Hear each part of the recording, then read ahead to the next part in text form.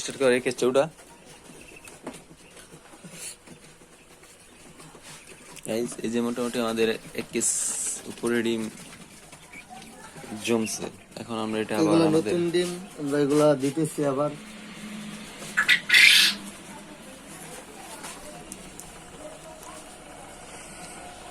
আস্তে করে আজকে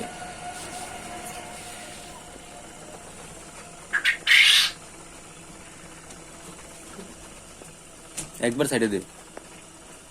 খুব সাবধানে বসাইতে হয়, ডিম পুরা মেরে গেলে তো আবার সমস্যা। এই যে বসাইছি, তো আমাদের কাছে আবার এই যে এরকম ট্রাই কেবল আছে, কারণ অটো টার্নিং তো, তার জন্য আমরা ট্রাই কেবল না তেলের সাথে আটকে আছি রাখি, এটা যাতে আপনার কোনো সমস্যা না হয় টার্নিং এর সময়। লাইন ঘুরতেছে।